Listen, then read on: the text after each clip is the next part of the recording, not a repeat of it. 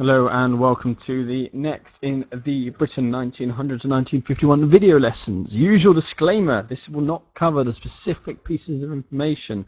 You need to get those from the reading, and this focuses on argument. Today we're going to be looking at quite a complex question, which is one they also quite like. What is the ultimate cause behind the Liberals' decline? Now, this question is difficult because there are so many different areas where you can see a contributing factor to the decline of the Liberals, and you do not have time for 10 different paragraphs. You will therefore need to band and group up the different factors together. So although I'm going to be giving you a range of factors, what is vastly important for you to realize before we even get started is you will need to decide how you are going to combine these in a paragraph, because you cannot simply do them by chronological order, because you just won't have the time. You also need to think about which of these factors you are going to choose to ignore, because obviously there's only a finite amount of time. So essentially this question is asking you to explain this pattern. Why does the Liberal Party go from the party of opposition to near obscurity, well, basic obscurity, by World War II?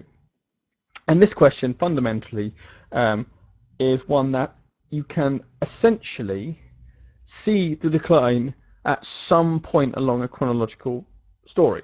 I.e., you can point it as being from the 1880s, you can point it being in 1916, 1918, 1924, whenever.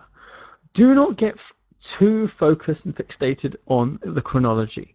There are many, many different dates we can use to explain the end of liberalism. You will need to combine these together as opposed to focus on skimming. Then it was this factor, then it was this factor, then it was this factor.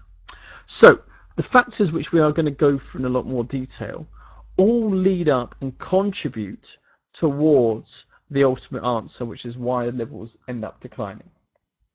Arguably, the most important period to explain the decline of Liberals is 1914 to 1922, but in reality each builds up on its own. So every factor helps towards the decline of the Liberals.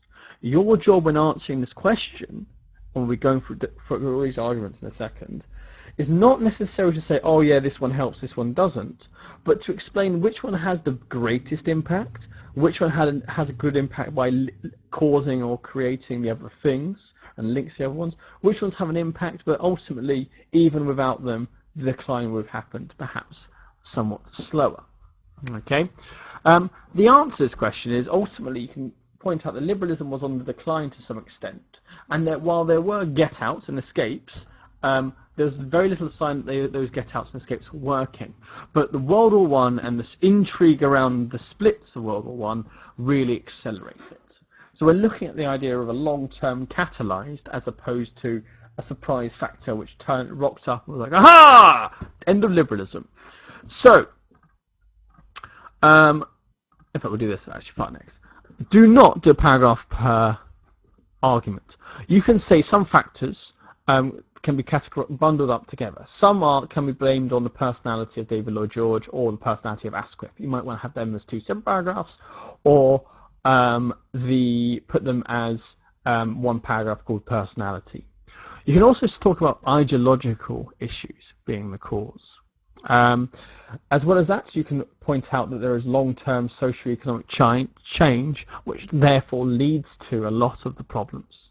You can also point out that it's World War I, and you can point out that it's the poor decisions as opposed to flawed personalities. One is about a conscious strategic mistake, the other one is about a flawed personality creating an issue which other people in that same situation would have avoided. But in reality that's an artificial distinction, so you might want those together. So in reality I would personally focus on the paragraphs of long-term socio-economic change, ideological problems, leadership, and World War I. And in those factors you can fit most of these, and in reality many of these factors fit into more than one of these arguments. So what we're going to do is we're just going to, because this is going to take the better part of an hour to go through, all we're going to do is we're going to go through each argument, look at what the basic assumptions are, any strengths of it, and then any things we can say to limit it. And we're going to go through it chronologically. So, The first argument is the most fatalistic or structuralist, if you want to show off. And this is the argument that there is basically no place for liberalism in the 20th century politics. When you have the majority of the population disenfranchised in the 19th century, well, or at least a significant chunk of it, it's easy to have essentially right-wing and slightly less right-wing. And that's the different, that is liberals and conservatives.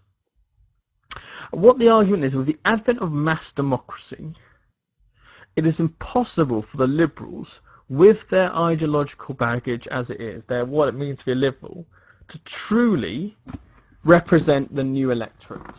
And in reality, this means the irresistible rise of Labour, who do fill that bracket. Now, there are two ways that this can cause the decline of liberals. Number one, the obvious one is by the socio-economic change leading to a rise in the working class power and votes, which in turn leads to the rise of the Labour Party. We can contend that the Labour Party are what ultimately deprive the Liberals of votes. In addition, we can point out the threat of the Labour Party forces the Liberals to make strategic decisions which alienate its right wing and actually make ideological splits worse. I.e., the reason we have new liberalism and David Lloyd George's populism really pushes is because they're trying to stop the rise of Labour. If there wasn't socio-economic change, there wouldn't be a rise of Labour, and if there wasn't a rise of Labour, there'd be no need to make those decisions. So we can argue that actually part of the reason we see ideological splits isn't because of them always being there, but we can say those ideological splits in reality were created for the most part as a reaction to how do you deal with socialism. Some want to say no, stay liberal. Some want to shift to left in order to become more socialist, and therefore some people don't vote for the Labour Party. Now, the strengths of this argument are hopefully manifest. In reality, many of the other factors, particularly the rise of Labour after 1918 as party of opposition, particularly as the ideological splits over new liberalism, and even you can explain some of the stuff David Lloyd George does, that can be explained as the rise of the working classes.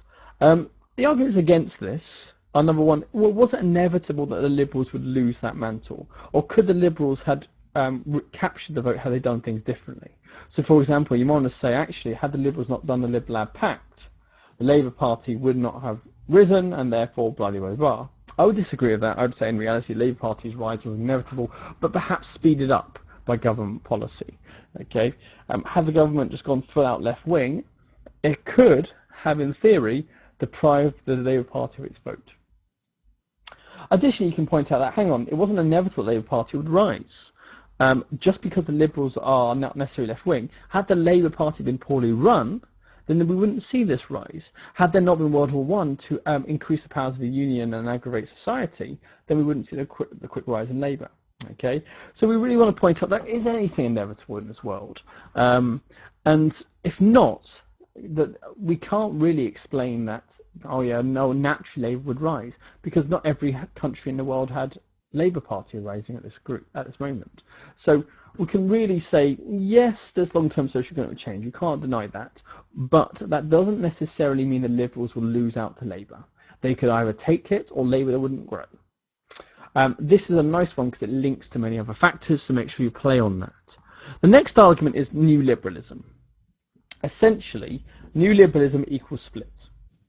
You can argue that the Liberal Party, pre-New Liberal ideology, may have differed over particular policies such as imperialism, but they were fundamentally all Gladstonian.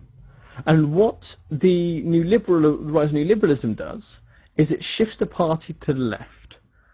And what that means is there's an increasing pressure which ultimately led to a split in 1916. And we can say, yes, Asquith could have stormed off, but no one had to go with him. But the fact that the party was so ideologically riven by that point meant half the party walked away. Leaders leave all the time.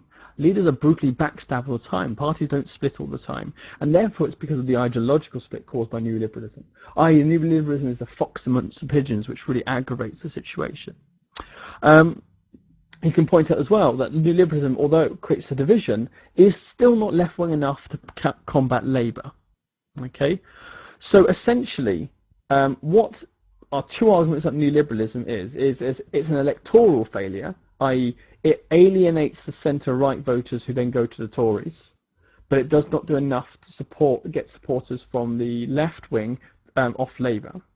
And it is a sort of ideological failure in that it leads to a split in the party. And that split in the party then in turn leads to 1916, which in turn leads to 1918, etc., etc., etc. Now this is a fairly interesting argument. It focuses on two different factors, and make sure you explain those two different factors and how it causes it. I would say the problems of this argument are, number one, if there wasn't a rise of Labour, there wouldn't necessarily, as a result of socio-economic change, there wouldn't necessarily be the need of neoliberalism. We can also point out that ideologies have updated. Liberals used to be the Whigs. Liberals used to be split on home rule. Ideas get updated all the time in order to shift the changing political circumstances. It does not necessarily have to lead to split. It can often lead to splitting the party being stronger. We can also point out the Tories managed to survive arguably a far worse and more public split with good leadership. So the problem isn't necessarily the ideological split, it's how it's managed through the leaders. We can also point out that is it necessarily failed to get left-wing vote because it's not left-wing enough, or because of other factors, because of the strength of the MacDonald leadership and the weakness of the Liberal leadership. Okay, we can also point out does it really start this ideological divide? Can we blame, or is neoliberalism simply a manifestation of the existing divide? That Gladstonianism was dead in the hearts of most liberals, and then came along neoliberalism. And this is based on the assumption that people don't really change their minds very often. People just kind of hear what they want to hear. And as well as this assumes that the split in liberals was the leading cause of the destruction of the Liberal Party. You might contend it's something else. And so yes, there's ideological splits which don't make things easy, but in reality you might want to say personality or World War I caused it to get worse. So in reality, neoliberalism is an interesting one, but you can choose to play it either way. If you're going a massive split equals destruction argument, then neoliberalism is a quite useful one to have. If you're going to an personalities World War I argument, then it might be slightly less useful to have. Naturally, this links to 1916. Arguably it leads to 1918, and arguably it leads to 1924 and 1929 because these splits are still not fundamentally caused. But arguably, again, this is in turn linked to, i.e. caused by, the long-term socio-economic change, because without that there would be no incentive to change the policy. The next argument is that essentially the running of the government between 1906, though in reality 1908 to 1914, upsets this is two parts. Upsets the centre-right of the party. So the various social legislation, there's plenty of evidence of the Gladstonian industrialists leaving the party or reducing their financial or rhetorical support for the party as a result to the shift to the left that followed the ideology of neoliberal government. And then therefore this loses votes, and more importantly this loses money from key donors, which then makes it harder to run elections. And also what one argument says, this means that David Lloyd George then becomes very corrupted, or the party becomes corrupted on donations and rewards, which leads to the honour scandals down the line. The second part of this argument also points out that the policies of the government only make the Labour Party stronger, rather than reduce it as a threat. Now, if you remember when we look at the Labour Party idea, part of the strategy of the Liberals was to get the Labour Party to join them eventually, and that was a part of the logic behind the Lib Lab Pact. And ultimately that did not pay off, and so what historians say is that Lib Lab Pact actually allowed the nucleus of the parliamentary Labour Party to form, and then in turn that led to the rise of the Labour Party. Without that legitimacy gained, but over those 8 years, then there would not necessarily be a party nearly as strong. As well as this, you can point out to the reversals to the damaging trade union legislation. For example, the stuff on the Taffeo and the Osborne judgment massively helped the Labour Party as well. And that helps make the Labour Party stronger because the union is now more powerful and richer than they would have been otherwise. So essentially this is the idea of falling between two stools again.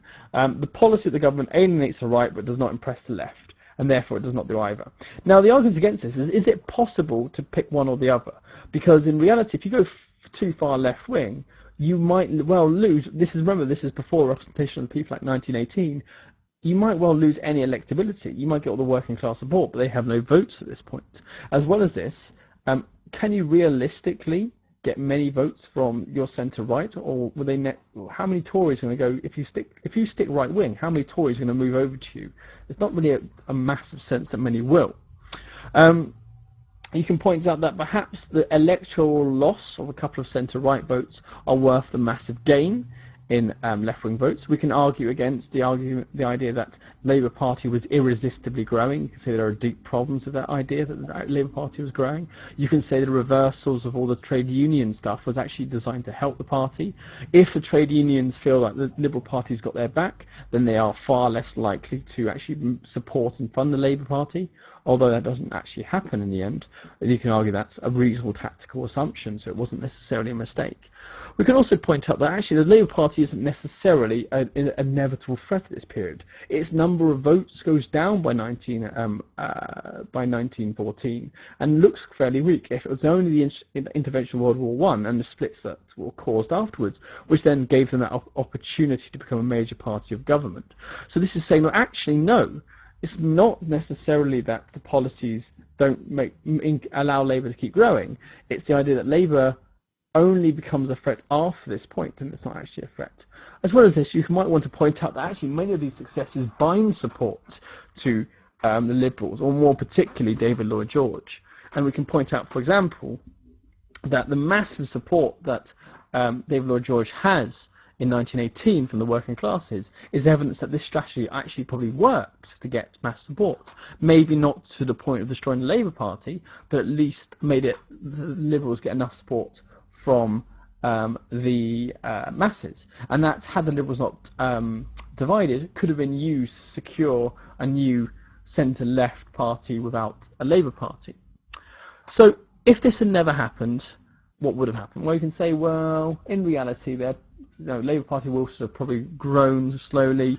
If this would have happened, the middle centre-right would have lost slowly. So I'd say that this argument is relatively weak in that regard. So moving on. The next argument is World War I. Now this will have a paragraph on its own, but you can again link quite a lot of factors to this. Now, you can argue essentially two things. This World War I exaggerates the existing ideological divide within the party, and then also creates the circumstances that there would be a split. You can argue essentially that there would not be a split had there not been the demands of a war stretching the two sides in liberalism, New Liberal and the Gladstonian, and then giving a pretext or a circumstance where actually someone could backstab the leader and take over. Without the war, that would not happen. So essentially, this is the idea of the war does not create something so much as catalyse and make it faster and worse. So let's focus on the divisions first.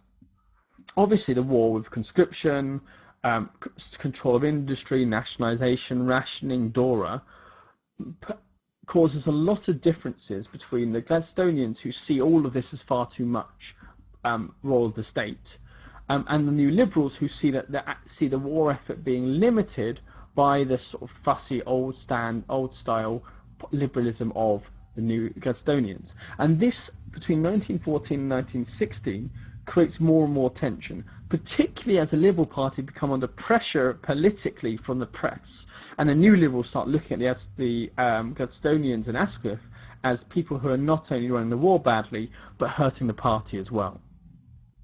Now, arguably, this long-standing division has roots outside of World War I, so World War I can't be the main cause. Actually, this comes from New Liberalism, or this comes from socio-economic change, whatever one wants to blame. But you can point out that what World War I does is, normally there is not a situation in which particularly in this period, where a party leader is replaced by their party. It just doesn't happen. There's too much of a sense of honour around party membership, party leadership, etc. But what the war does, it means that there's now a coalition. It means that enough New Liberals are willing to defect and stab in the back their own leader. And it also means that there's a unique time where the Tories and Labour Party are willing to form a coalition. And therefore that, plus the precise issues that lead to the split that we did in the previous lesson, which were caused by World War One, that altogether equals splits. Now the counter-argument to this is that obviously number one, there was always these splits, and yes, it might have catalysed it, but it fundamentally isn't a cause. It may just made it, it may mean a split happened in 1920 rather than 1930. As well as this, these divisions have an ideological root. That clearly is the most important factor. We might also disagree that it was the war or even ideological divisions that led to the split. We can say the split was actually personalities of and arrogance of David Lloyd George and or Asquith, whichever one you want to blame. I would say though, you cannot argue you cannot ignore the war. The war certainly aggravates, and it gives something quite interesting to say as part of a broader argument. If you show that it's not just this causes X, this causes X, this causes X. Actually, it was the second one all along. If you can explain how there's a catalyst of factors, that will just show a little bit more nuance, a little bit more sophistication of your argument. So I'll be surprised if you said this was the main reason for the split, but you might want to say this is the main reason the split was in the decline of liberals was in the 1920s, as opposed to the 1930s. You can also point out what the war does, which is not on here, which is a gross error on my part. The war also accelerates the powers of the Union, and as you've mentioned, gives time for the Labour Party to grow and strengthen. We did a lesson all about how that works previously, so I think it's called Impact of World War I on Politics. You need to have a look at that one. And that in turn means that they go into 1918 much stronger, which means at 1918 they become a natural party of opposition. Remember that they are on the down, they are on the decline by 1918. The counter-argument to that, though, is obviously, well, Labour actually has quite a rough few years of MacDonald leaving and the socialism in Stockholm and stuff.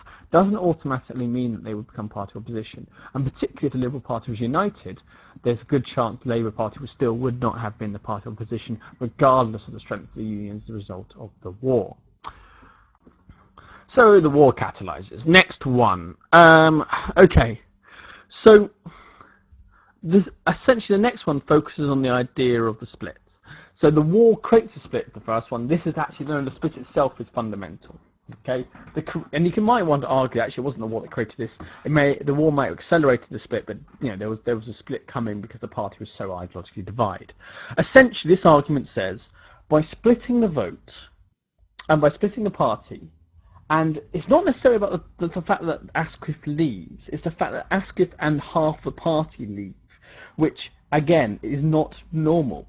Leaders get kicked out all the time in post this period, and eventually very rarely does this lead to a split. But because of the split, and you can blame this on someone or you can say it's inevitable because of the ideology, it's up to you. We've done that lesson previously. Because of the split, two things happen.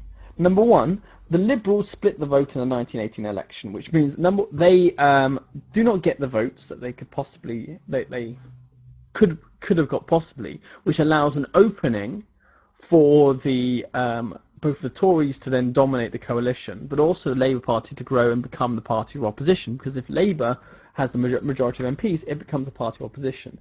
This leads to the Labour Party then getting some prestige and legitimacy and looking like a proper party, and therefore cementing and forever being the default. This is I am left wing, I vote for this party, which they were not before. Before this point, before 1918, the default place left wingers would vote would be Liberal.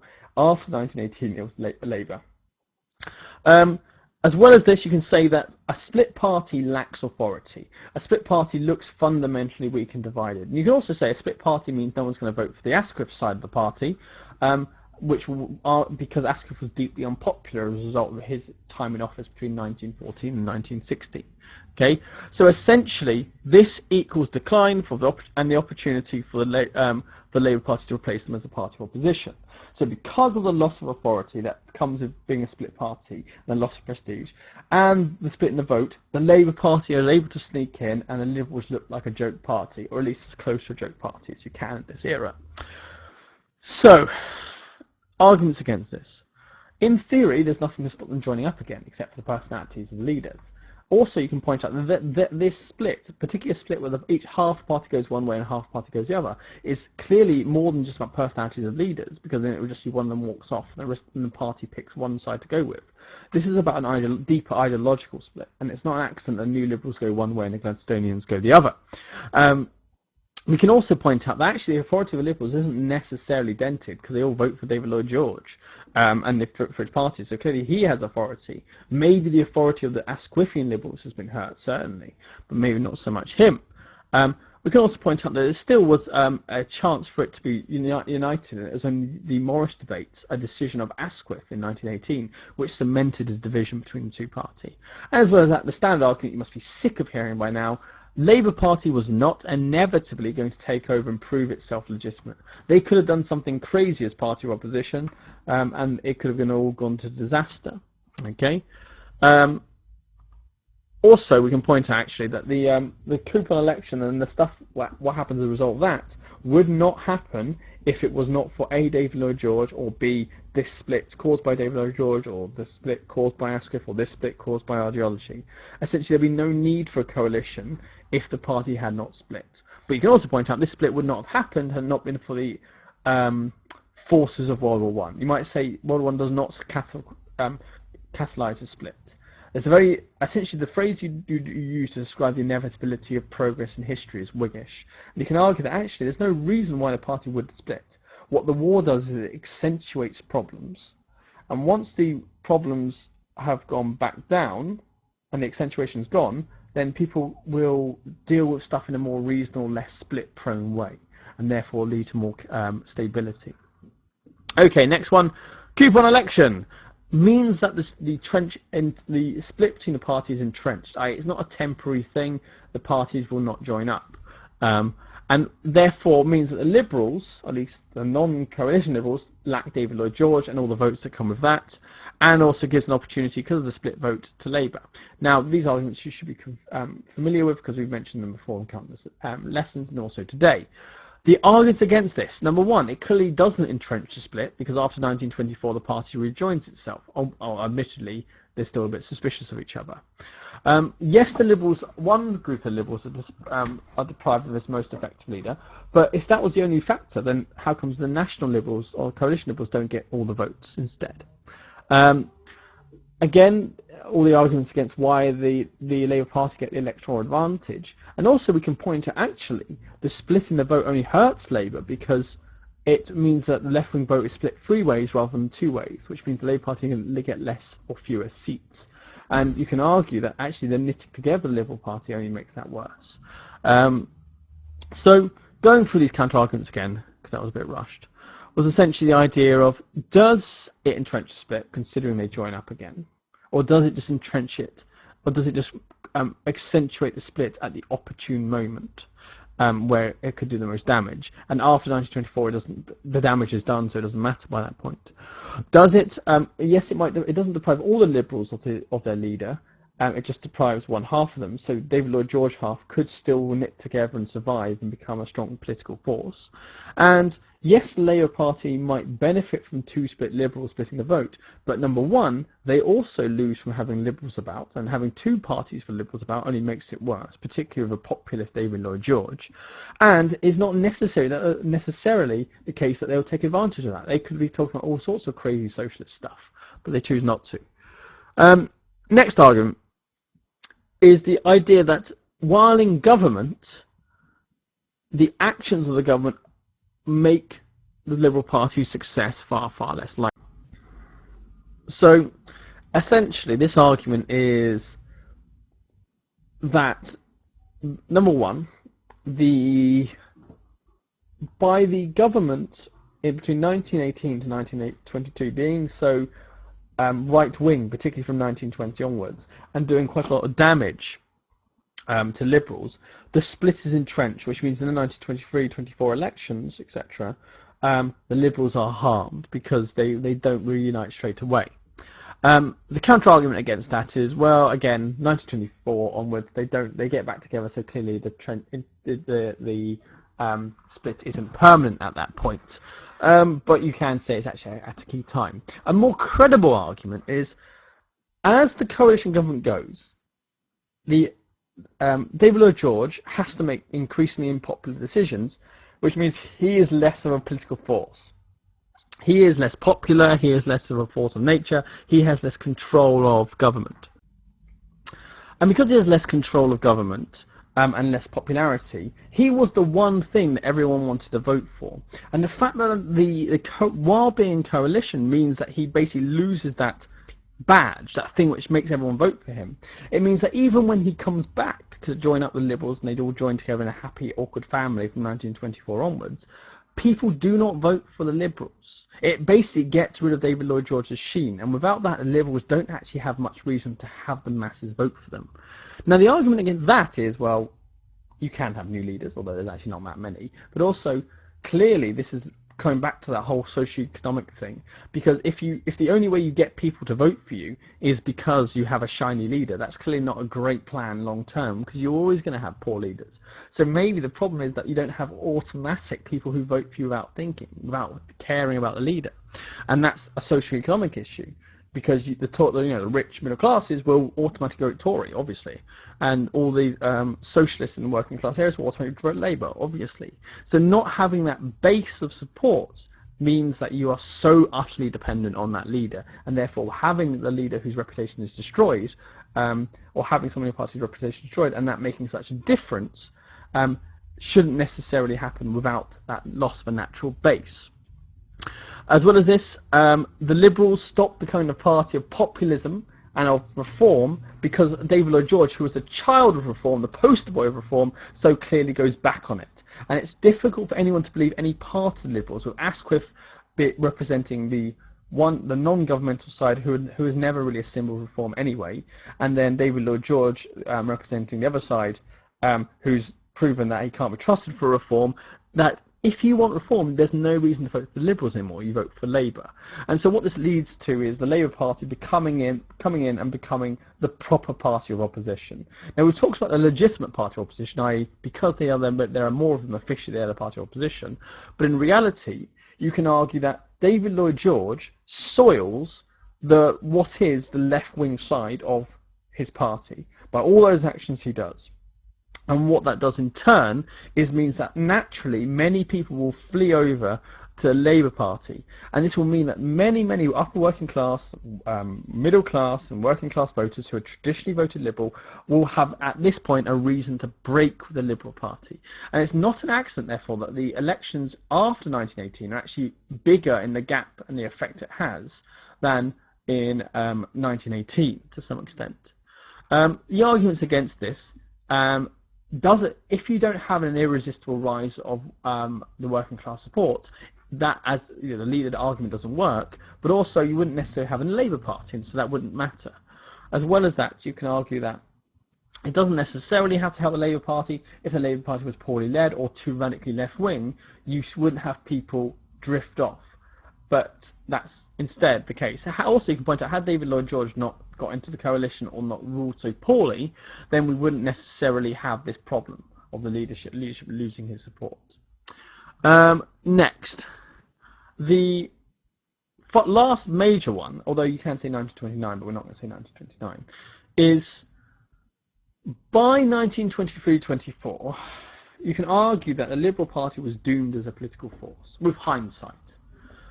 But they could have done like the Federal Party does in Germany, been the party of coalition. What that means is you've got one left-wing party, one right-wing party, and one smaller party in the centre. But because there is no party regularly gets a majority, basically what will happen is one party will need to coalition with another, and it's deeply unlikely that the Labour Party will ally with the Conservatives, or the Conservatives will ally with Labour. So essentially, you have this sort of love triangle situation, essentially, not a triangle, where both the power broker, the one who joins with one side and therefore decides if they're in power or not, is the Liberals. And what this essentially means is that what they could have done is they could have been the party which was the centrist party, the moderates, and they, by joining and jumping across, they would have led to the Liberals being the centrists. And therefore, if you like the idea of centrism, you can vote for the Liberals, and what they will do is they'll hold the power in either way, and even if they don't have the most votes, because if you're annoyed and just join the other side, they will have disproportionate power to their votes. Okay, so they will jump across wherever that sees fit. The arguments against this, obviously, Number one, is this a decision to sabotage the minority government? Oh, I haven't explained that part. So, that's what could have happened. Now, what the Liberals do is they sabotage the minority government. And so from that point, if you can't trust that the Liberals will actually be fair coalition partners, and that if you vote for the Liberals, that they might just they might not help the Labour Party, they might not help them, they might do their own thing, then very quickly what people do is they think, well, what's the point of voting for Liberals? If people can't trust them as a coalition partner, they're not a very good power broker. So the fact that they so quickly sabotage Labour minority government means that many left-wingers go, right, I would have liked a situation where the Liberals hold the balance of power, and that way they make sure left-wing don't go too socialist. But by the looks of it, the Liberals are just being animals and destroying a coalition for no reason, and so I might as well vote for the Labour Party. And so, yes, you can argue this is the case, but number one, is this, like, if the Liberals are reduced to being a power broker, aren't they already destroyed or declined? And also, why would they have been the power broker? Could that have actually happened? And I would strongly disagree with that. With Britain, without a tradition of coalition politics, really, that people as you can see what happened with Nick Clegg to some extent, people don't necessarily understand or appreciate the idea of compromise when it comes to coalition politics, and therefore don't necessarily like the idea. So I'd say this is a weak argument, and this is something which certainly doesn't help, and certainly means that more people just give up on the Liberals and go on to the Labour Party.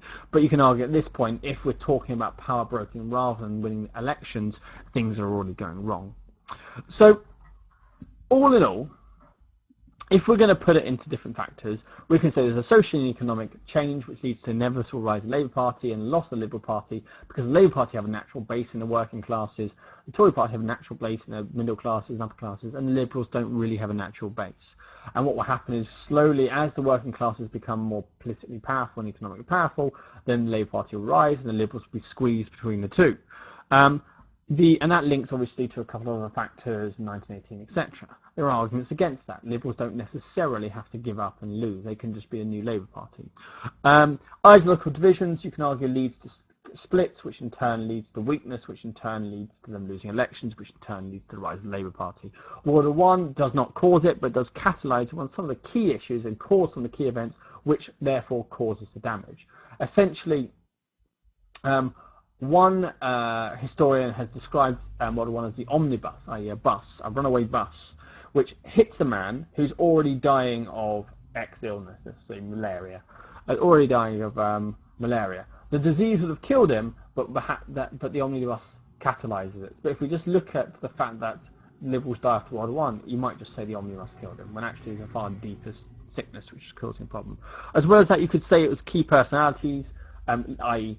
Asquith and Lloyd George to blame, or it's poor decisions of people in leadership. In reality, they're the same thing, although one is based more on human fallibility, the other one's based on poor strategic decisions. But essentially, they all go together. So I would say your argument is a combination of this. Interesting arguments emphasise social, economic and ideological factors, or World War I and key personality factors.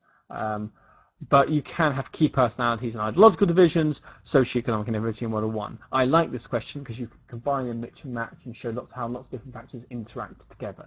To get the full marks here, you are not simply going to list each factor and explain how in its way it causes it. You must show the interrelationship between the factors, how one builds on the other, how one causes the other, how one is essential for the others to be a big impact. Okay. This is the end of the video lessons for now. I am up to date with where I am in my class. We will carry on going with these and making these as the lessons go along. But for now, I will see you in the next video, which will be looking at the Labour minority government. That'll be fun. And then we'll be moving on to general strike. Okay, until that point, I will see you in the next video.